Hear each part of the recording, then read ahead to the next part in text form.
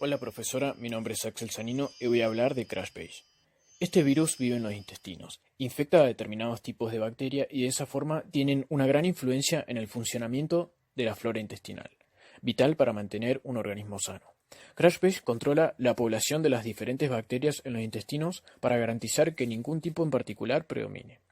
Estos virus controlan los niveles de bacterias infectándolas y causando que muchas de ellas mueran. Por eso, cuando un tipo de bacteria en específico es muy abundante, crece el número de los virus que las atacan. De esa forma ejercen una función reguladora y mantienen un balance en la flora bacteriana. Membrana plasmática.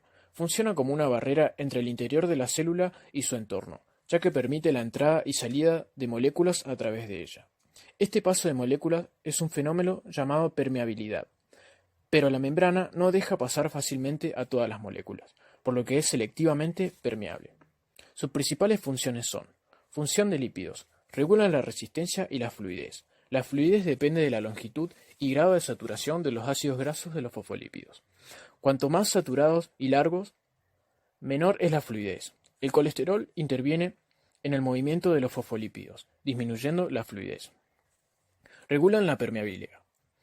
Las moléculas hidrosolubles no pueden atravesar la membrana por tener su interior hidrófobo. Función de las proteínas. Transporte. Permite el paso de moléculas que no pueden atravesar la bicapa lipídica. Comunicación. Reciben y transmiten señales químicas a otras células. Enzimática. Intervienen en diversas reacciones químicas como en la cadena respiratoria. Oligosacáridos. Funciones.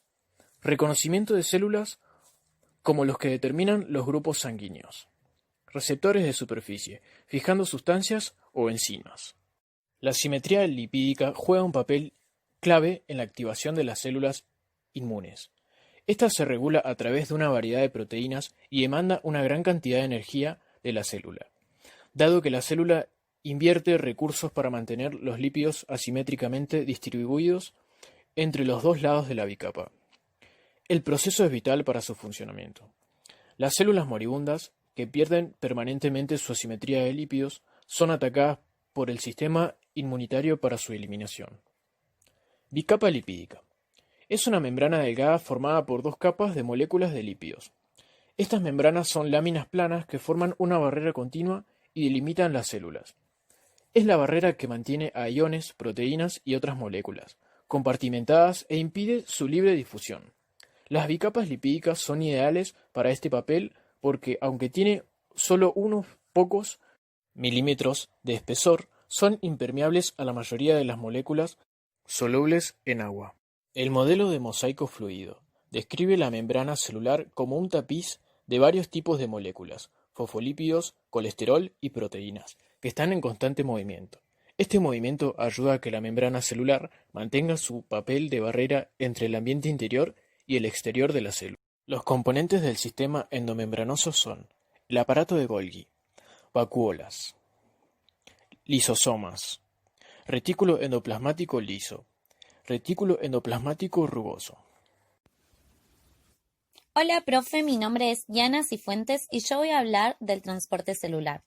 Las células necesitan expulsar los desechos del metabolismo, adquirir los nutrientes del medio extracelular, enviar mensajes químicos a otras moléculas. Esto se va a lograr con las propiedades biológicas y físico-químicas de la membrana que le permite ser selectivamente permeable. Existen dos tipos de transporte, pasivo y activo. En el transporte activo se realiza con gasto de energía en forma de ATP, donde las moléculas se mueven en contra del gradiente, de una zona menos concentrada a una zona más concentrada.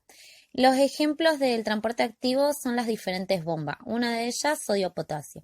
En el transporte pasivo se efectúa sin gasto de energía, pero requiere que las moléculas se muevan a favor del gradiente de concentración, de una zona más concentrada a una zona menos concentrada. Este movimiento se denomina difusión.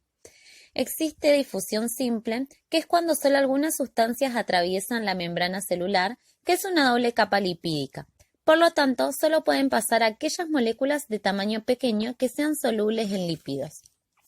Luego está la ósmosis, que es un tipo de difusión pasiva que está caracterizada por el paso de agua de un disolvente a través de una membrana que es semipermeable, a partir de una solución más diluida a una solución más concentrada.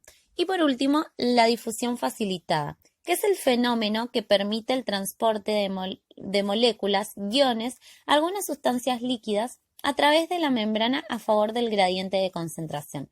Pero para facilitar este movimiento, presenta alguna estructura como una proteína que son facilitadoras de transporte, sin el aporte de energía en forma de ATP. Otros tipos de transporte es el transporte en masa, que indica el movimiento de las membranas celulares y este movimiento lleva a un gasto de energía enorme. Hay dos tipos, el endocitosis y exocitosis. El endocitosis es que ingresa sus sustancias a las células. Hay dos formas, fagocitosis y pinocitosis. Y el exocitosis es cuando saca las sustancias de la célula, que es un proceso donde la célula va a dirigir el contenido de su vesícula secretora hacia afuera, mediante la fusión de las membranas de las vesículas secretoras con la membrana plasmática. Pueden ser secreción y excreción. Bueno, eso sería todo. Va a continuar mi compañera. Buenos días, profesora. Bueno, soy Gabriela Daurie. Voy a hablar un poco del metabolismo. Metabolismo es el conjunto de reacciones químicas que suceden en la célula y se relacionan con la utilización de la materia para la obtención de energía. Está formado por dos tipos de reacciones, uno de ellos es el catabolismo y el otro es el anabolismo. El catabolismo se dice que es exergónica porque significa que liberan energía, mientras tanto el anabolismo es ergónica porque consume energía. El catabolismo implica la degradación de moléculas, produce y almacena energías. Esto implica en los procesos de oxidación, sus rutas son convergentes.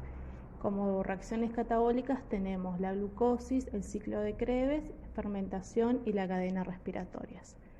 El anabolismo es la fabricación de biomoléculas, consumo de energía ATP, es decir, que necesita mucha energía para su reacción.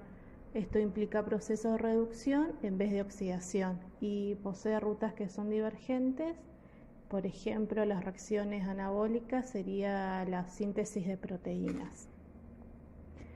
Tenemos como el objetivo del metabolismo principal sería la obtención e intercambio de materia y energía con el medio ambiente, la síntesis de macromoléculas a partir de compuestos sencillos, por ejemplo, con el objetivo de mantener los procesos vitales. Después tenemos las reacciones metabólicas, que son catalizadas por enzimas, estas serían reacciones químicas encadenadas. También pueden ser endergónicas y exergónicas y la mayoría son reacciones redox. Redox quiere decir de óxido y reducción, donde algunas se tienen que oxidar para que las otras se reduzcan. Bueno, como decía que el ATP se suele considerar la moneda energética de la célula, el ATP está constituido por una base nitrogenada, el azúcar de circocarbono ribosa y 3 grupos de fosfatos. La energía se almacena, en estos 3 grupos de fosfatos, están unidos en una forma covalente entre sí y constituyen enlaces de otra energía debido en parte a la distribución de las cargas electrónicas negativas. Estos enlaces se pueden romper con facilidad y ahí es donde liberan una gran energía, que es donde se ponen en marcha muchas reacciones fundamentales de las células. La importancia que tiene la hidrólisis del ATP es que a partir de este rendimiento de ATP se liberan energías para distintas actividades. Bueno, va a continuar mi compañera. Muchas gracias. Buenas tardes, profesora. Mi nombre es Nadia Sandoval y voy a continuar hablando sobre la respiración celular. La respiración celular es el proceso por el cual las células degradan las moléculas de glucosa para obtener energía. Este proceso consta de 3 etapas. En primer lugar está la glucólisis, la cual esta etapa no requiere de oxígeno y ocurre en el citoplasma de la célula. La glucólisis también, en la glucólisis, ocurren 9 reacciones y cada una de ellas es catalizada por una enzima específica, hasta formar 2 moléculas de ácido pirúvico y de ATP. La ganancia neta es de 2 moléculas de ATP, 2 de NAD reducido por cada molécula de glucosa. En ausencia de oxígeno, las moléculas de pirúvicos pueden convertirse en etanol o en varios ácidos orgánicos diferentes, pero el más común es el ácido láctico. En presencia de oxígeno, en el aceptor final de electrones, el proceso se denomina respiración aeróbica, cuando hay O2 disponible. La siguiente etapa de la degradación de la glucosa implica la oxidación progresiva de este ácido pirúvico a CO2 y agua, y bueno, este proceso se lo denomina como respiración. Como decía, en proceso de oxígeno, las moléculas de piruvatos ingresan al ciclo de Krebs, también llamado el ciclo de ácido cítrico, habiendo formado previamente el acetil-CoA o acetil-coenzima A. Este ciclo no requiere de O2, los electrones y protones eliminados en la oxidación del carbono son aceptados por el NAD y por el FAD. Al finalizar cada ciclo de Krebs se obtienen 2 moléculas de dióxido de carbono, 3 moléculas de NAD reducido y una molécula de FAD reducido y una molécula de ATP. Finalmente, los NAD reducido y FAD reducido conducen estos protones hacia la cadena de transporte o cadena respiratoria, donde a través de una secuencia de reacciones de oxidorreducción que constituyen esta cadena transportadora de electrones. Cuando los electrones se mueven por la cadena respiratoria, van saltando a niveles energéticos inferiores. Se libera mientras se van moviendo, liberan energía. Esta energía es reducida por la mitocondria y se utiliza para sintetizar ATP a partir de ADP.